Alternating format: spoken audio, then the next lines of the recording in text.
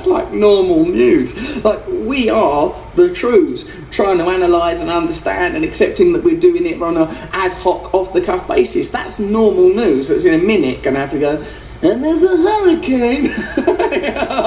In a minute they're going to have to talk about proper, normal stuff. I suppose what it shows you is that, look, a human being is a conglomerate of all these different ideas, like me, myself. There's the compassionate side of me, the altruistic side of me, the sexist side of me, the side of me that's libidious and selfish and egotistical. What kind of culture do we want to live in? Do we want to live in a culture that constantly bombards us with images or like Kim Kardashian's bum and is always jarring us back towards that? Like, you know, like I could have been sat around reciting the prayer of St. Francis, thinking about how can I be of service and how can I be of use. But if Kim Kardashian's asked Judders interview, it's out the window. Now, Kim is super proud of her cover and her special talents. She wrote on Twitter, and they say I didn't have a talent. Try balancing a champagne glass on your ass. Again, it's interesting that what people say about Kim Kardashian and reality TV or sex tape type celebrities is that they have no value, but it's in our nature to worship avatars. Like the aristocracy didn't really do anything. They did.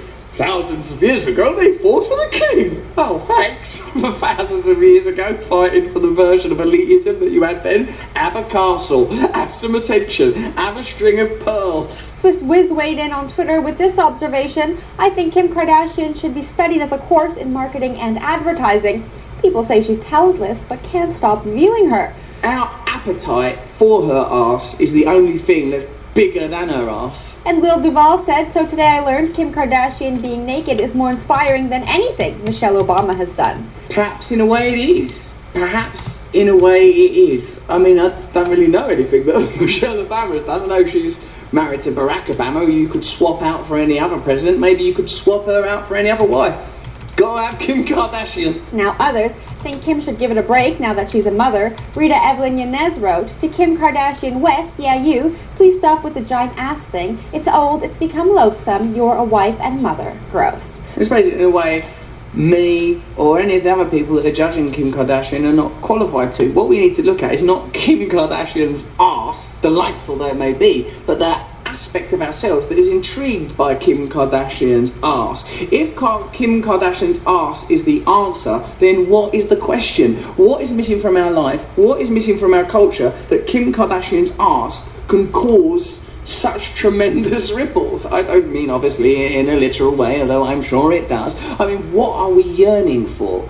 What is it inherent within us that's interesting about it? Is it that we're little monkey men and women that are just that's visual signifiers like boobs and willies and bums are going to stimulate us into a frenzy? Is it that we're living in a godless, vacuous culture where we've got no real way of connecting to one another? That we live in a world that focuses entirely and solely on our physical attributes or our most basic needs, our animal needs, while we live in this packaged, farmed, sterilised society? Is it that we've lost our connection with nature, so some gleaming portal back home, as perceived by the glistening cheeks of Kim Kardashian's arse, seems to us like some proximity of truth, some memory of a time when we knew who we were and what we are? Where are our gods now? Where are they? Apparently, they're just at the bottom of Kim Kardashian's back. That is some truth. There is some truth. True news. Subscribe here for truth directly into your brain or into her bottom.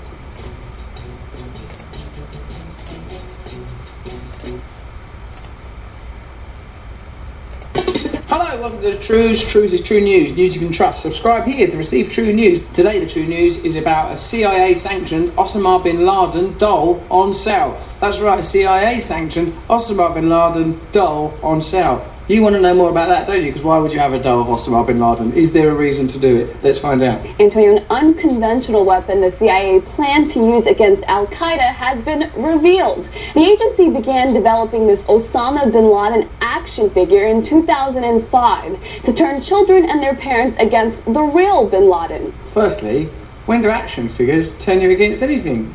I already makes me like Osama bin Laden, just seeing him made as an action figure. I mean, when I was a kid, when I had my Star Wars figures, Han Solo and Chewbacca, who I shamefully sometimes made play the part of Teen Wolf, it made me love the films and the figures. If someone give me as a kid, there's Osama bin Laden, I'd have been, I love Osama bin Laden, Al-Qaeda is fantastic. So it's Already a really bad idea from the CIA. What other ideas are they having that they're not telling us? Its face was painted with a material that peeled off, and underneath it, a red devil-faced bin Laden with piercing green eyes and black marks. Also cool, here's a bit of a description of the doll, because it's available for auction. Bids of already $2,500 have already come in. The description of the doll is this: scarce and nearly unbelievable prototype of Osama bin Laden doll.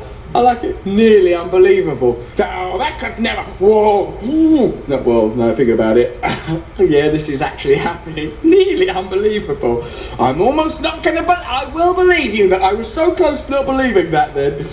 A prototype of Osama bin Laden doll intended to use in Arab countries in order to persuade children from idolising their terror leader. They might as well have introduced a new cola drink called Osama bin Laden. New Osama bin Laden. The doll wears traditional Islamic garb. You've got to be respectful. Keep it traditional. We don't insult Osama.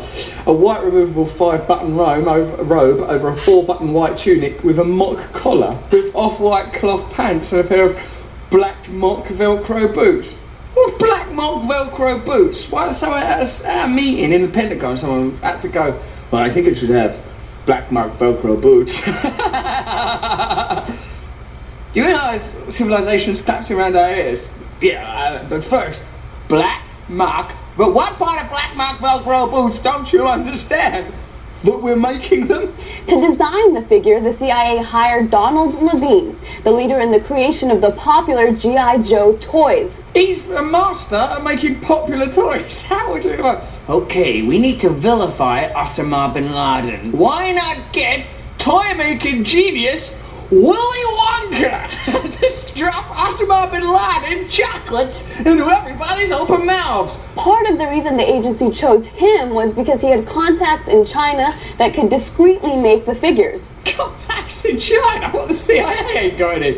We don't know nobody in China. Who the fuck is CIA? Get on the phone. I don't know what to do. I'm nervous. What are we going to say to those guys? Hey, G.I. Joe. Yes, what? I'm busy. Could you introduce us to some Chinese people, please? Oh, okay. That's weird. I got no friends in China. The CIA are embarrassed. There's a dispute over how many were actually made, but one source close to the project told the Washington Post hundreds were sent to Karachi, Pakistan in 2006. I can't imagine how that made it past the idea stage. If I was at a CIA meeting and go, right, I've got to vilify Osama bin Laden, how are we going to do it? What are we going to do? Because the thing is Al-Qaeda and extremist Islamic terrorist groups are becoming really, really popular. What should we do? Yes? How about make toys, idealising them, and then give them to the children? Get out! How did that get past the initial?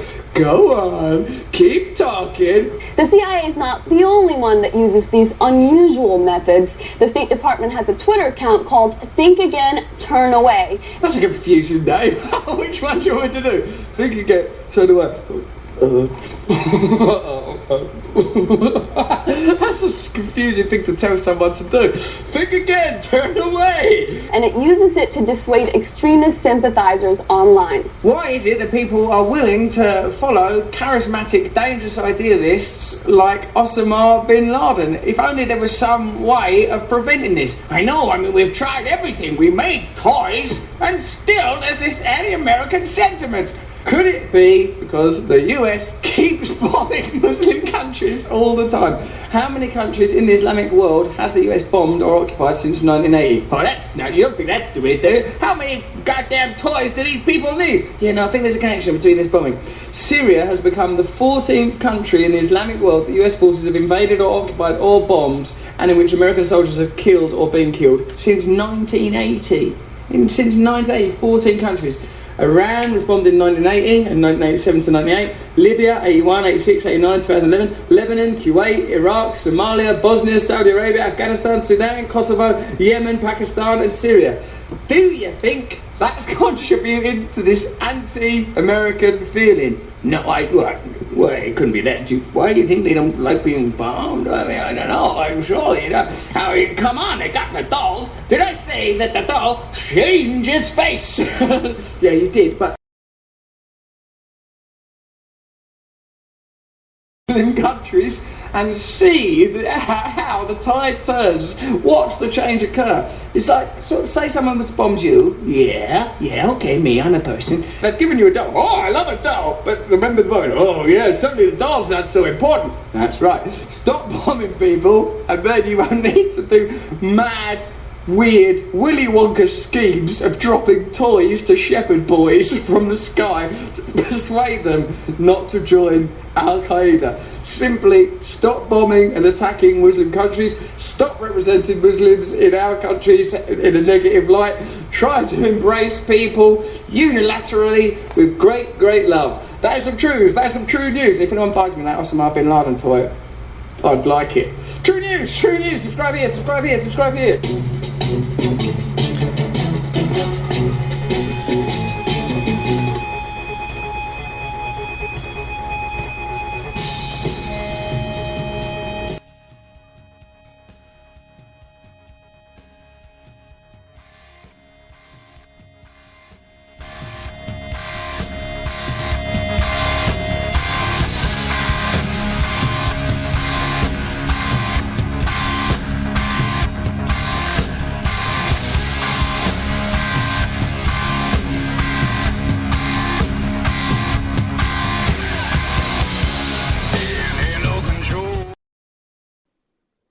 You're listening to Let's Talk Freedom Radio, defeating the New World Order, one podcast at a time.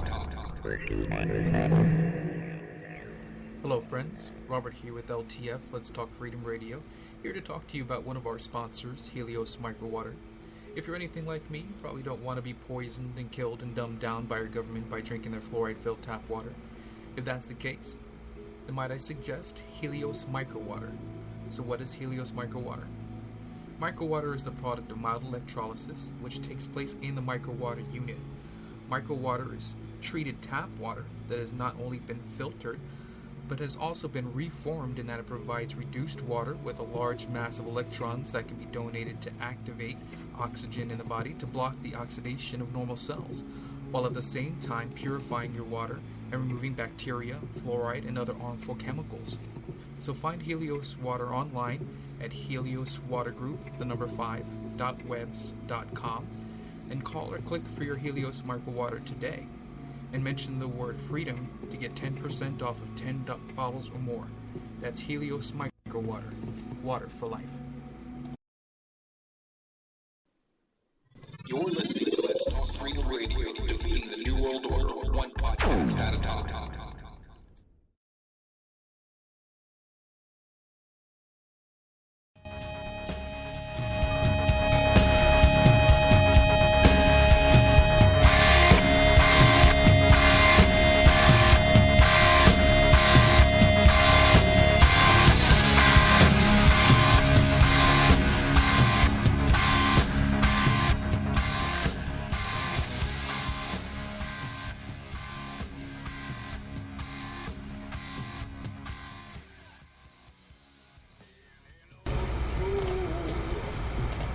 The crack, top of the morning to you. Oh, Jesus, this was awful. Today we are talking about the Water Meter Association in Ireland, and I'm doing the first proper joke in the history of the truth. It rains a lot in Ireland, so there's no shortage of water. Stupid, childish beginning. But there's been a drought of investment for decades. Why are there so many puns? There's no shortage of water, but there's been a drought of investment. People are getting wet with money. Oh, sorry, I don't know. Then it's water infrastructure, meaning some areas don't have a supply fit to drink. Ireland has plenty of fresh water. Who's this clown? Ireland has plenty of fresh water. Ireland's got plenty of fresh water. And I've been skipping about in it all morning with a couple of fine Irish fellas. Haven't they, boys? Get your fucking hands off me. People have to boil their tap water before they can drink it. That's because it contains a bacteria which makes it unfit for human consumption. We've had a lot of people telling us about this water crisis in Ireland. The government have employed a private firm to install water meters in people's homes, and a third of Irish people are burning their contracts. Ireland needs to invest huge sums of money to bring its water treatment infrastructure up to scratch. But plans to bring in a water tax to do so are proving to be an austerity measure that's just a little too much to swallow. That's enough puns out of you, mate. Have the Irish people not always paid for water through taxes? Yes. It costs in excess of $1 billion to maintain the Irish water supply, and over the last 3 decades that money has been provided out of the General Exchequer. Raising money from water charges was a condition as part of the country's bailout in 2010 following the economic collapse. So when they did that bailout, they went, right, well, we've got